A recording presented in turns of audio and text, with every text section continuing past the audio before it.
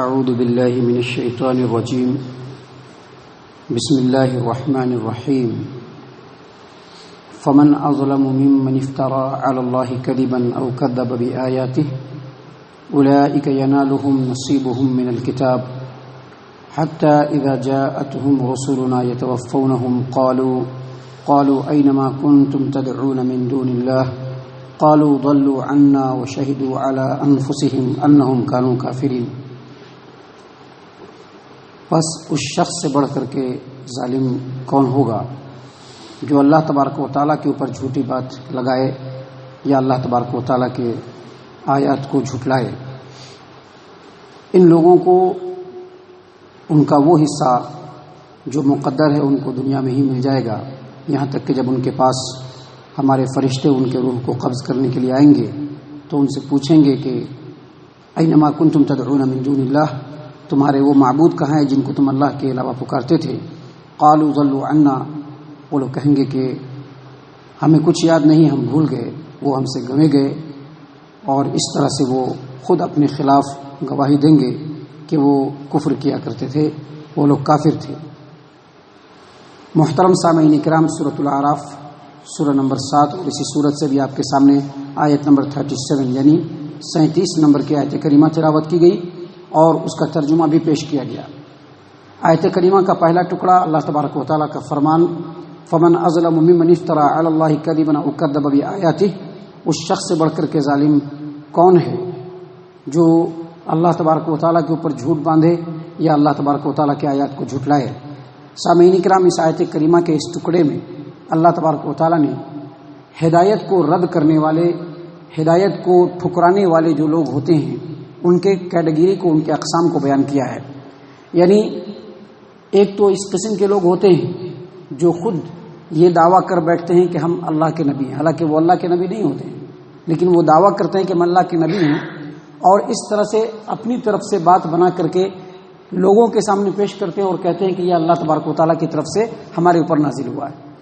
اور دوسرے قسم کے لوگ وہ ہیں جو نبوت کا دعویٰ تو نہیں کرتے ہیں، البتہ وہ اپنے آپ کو نبوت کے مقام پہ سمجھتے ہیں اور اپنی طرف سے بات بنا کر کے لوگوں کے سامنے پیش کرتے ہیں۔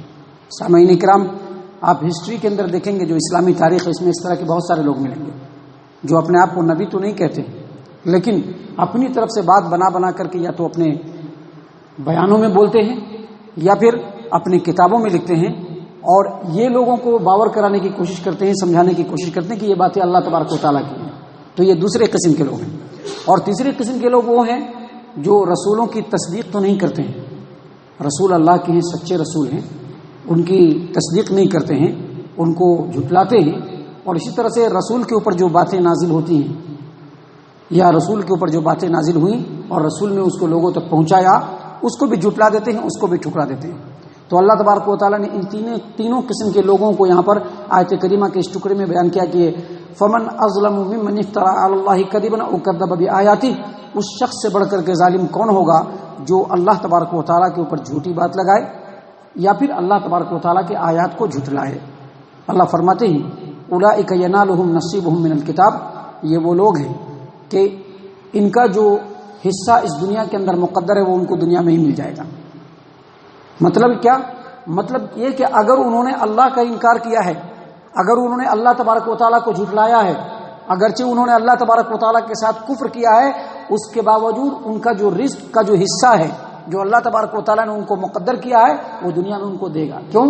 کیونکہ دنیا میں رزق کا ملنا دراصل مقدر کی بات ہوتی ہے۔ یہ بات ذہن سے بالکل نکال دیا جائے کہ ہم کو اگر رزق کی فراوانی ملی تو اللہ ہم سے بہت خوش ہے۔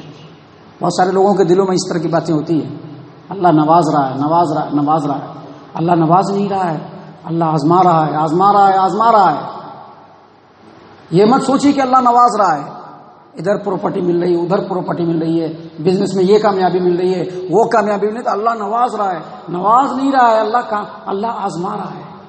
اللہ تو قرآن کریم میں دوسری جگہ فرماتے ہیں، آپ سورہ یونس اٹھائیے، سورہ یونس آیت نمبر 69-70، اللہ تبارک و تعالیٰ فرماتے ہیں ان الذين يفترون على الله الكذب لا يفلحون متاع في الدنيا ثم الينا مرجعهم ثم نذيقهم العذاب الشديد بما كانوا يكفرون۔ بے شک جو لوگ اللہ تبارک و تعالیٰ کے اوپر جھوٹی بات لگاتے ہیں، جھوٹی بات باندھتے ہیں، ایسے لوگ کبھی بھی کامیاب نہیں ہوں گے.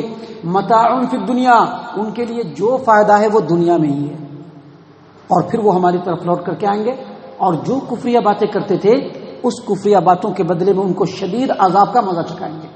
اور قرآن کریم میں دوسری جگہ اللہ تبارک و تعالیٰ سورہ لقمان آیت نمبر 23 اور آیت نمبر 24 میں فرماتے ہیں، اے نبی صلی اللہ علیہ وسلم من کفر فلا يحزنک کفرہ، اے نبی صلی اللہ علیہ وسلم جو لوگ اس روئے زمین پر اللہ تبارک و تعالیٰ کا دیا ہوا کھا کر کے، اللہ تبارک و تعالیٰ کی زندگی گزار کر کے بھی اللہ تبارک و تعالیٰ کا انکار کرتا ہے، اللہ کے رسولوں کا انکار کرتا ہے، قرآن کریم کا انکار کرتا ہے، فلا يحزنک کفرہ، آپ ان کے کفر سے غمناک مت ہوئیے.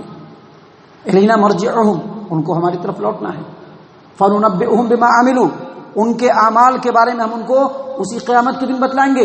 ان اللہ علیم بذات الصدور، بے شک اللہ تبارک و تعالیٰ تو دلوں میں اٹھنے والی باتوں کو بھی جانتا ہے.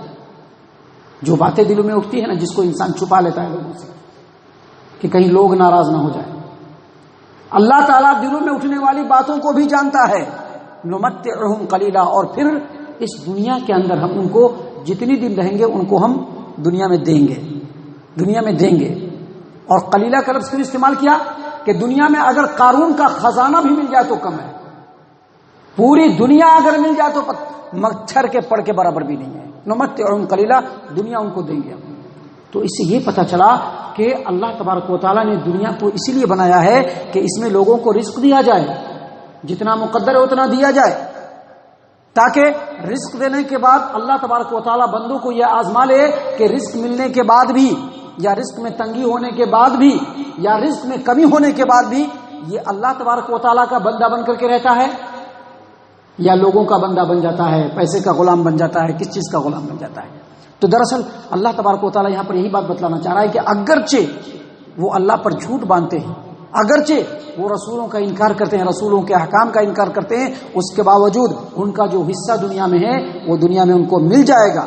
اس کے بعد اللہ کیا فرما رہے ہیں؟ حتی اذا جاءتهم رسلنا يتوفونهم، یہاں تک کہ ان کے روح کو قبض کرنے کے لیے ہمارے فرشتے ان کے موت کے وقت پہنچ جائیں گے ان کے پاس. موت کے فرشتے ان کے روح کو قبض کرنے کے لیے ان کے پاس پہنچ جائیں گے. قالوا، اور پھر ان سے پوچھیں گے، اللہ تبارک و تعالیٰ فرماتے ہیں کہ پوچھیں گے ان سے، اینما کنتم تدعون من دون اللہ، اللہ کو چھوڑ کر کے دوسروں کو جو تو نے اپنا ولی، اپنا معبود، اپنا سرپرست، اپنا نگران بنا کر کے رکھا تھا وہ کہاں ہے؟ اللہ کے علاوہ جن کو تو پکارتا تھا وہ کہاں ہے؟ اللہ تبارک و تعالیٰ فرماتے ہیں کہ قالوا ضلوا عنا، کچھ بھی یاد نہیں ہے، سب بھول گیا، کچھ بھی یاد نہیں ہے، کچھ یاد نہیں آ رہا ہے. اللہ فرماتے ہیں وَشَهِدُوا عَلَىٰ أَنفُسِهِمْ أَنَّهُمْ كَانُوا كَافِرِينَ، اس طرح سے وہ اپنے خلاف خود گواہی دیں گے کہ وہ دنیا میں کفر کیا کرتے تھے. سامعین کرام، آیت کریمہ کا جو یہ آخری ٹکڑا ہے جس میں اللہ تبارک و تعالیٰ نے بیان فرمایا کہ ایسے لوگ، ان کو جو دنیا میں ان کا حصہ مل جائے گا، جب ان کی موت کا وقت آئے گا، فرشتے جب آئیں گے اور ان سے پوچھیں گے کہ تمہارے جھوٹے معبود کہاں ہے، تو وہ کہیں گے کہ ہم ساری بات بھول گئے.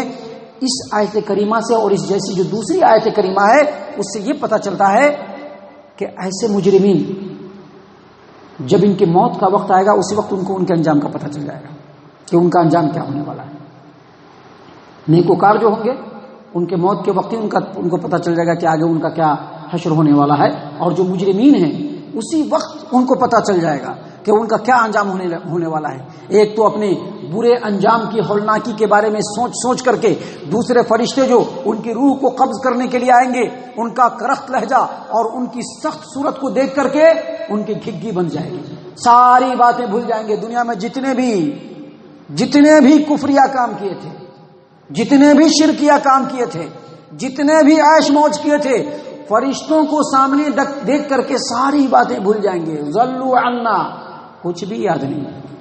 آپ کو معلوم ہے صحیح حدیثوں میں یہ بات ہے، صحیح البخاری کتاب الصلاۃ، صحیح البخاری ابواب الکسوف، اور حدیث کی دوسری کتابوں میں ہے کہ جب اللہ تبارک و تعالیٰ اس دنیا میں بندوں کو موت دیتا ہے تو جو نیکوکار ہوتے ہیں جب وہ قبر میں پہنچتے ہیں اور فرشتے ان کے پاس آتے ہیں اور جب ان سے پوچھتے ہیں کہ تمہارا رب کون ہے، تمہارا دین کیا ہے، اور یہ جو آئے رسول تمہارا ان کے بارے میں تمہارا کیا خیال ہے، تو وہ صحیح جواب دیتے ہیں. لیکن جو کفار و مشرکین دنیا پرست ٹائپ کے لوگ ہوتے ہیں، ایسے لوگ جب قبر میں پہنچتے ہیں تو فرشتوں کو دیکھ کر کے ان کے گھگی بن جاتی ہے. اور جب ان سے سوال کیا جاتا ہے تو وہ کہتے ہیں کہ کچھ یاد نہیں پڑ رہا ہے، ایسا لگتا ہے کہ دنیا میں جو لوگوں نے کہا تھا بس وہی میں نے کہہ دیا تھا. یعنی وہ ساری بات بھول جائیں گے، ان کو اپنے انجام کی خبر لگ جائے گی.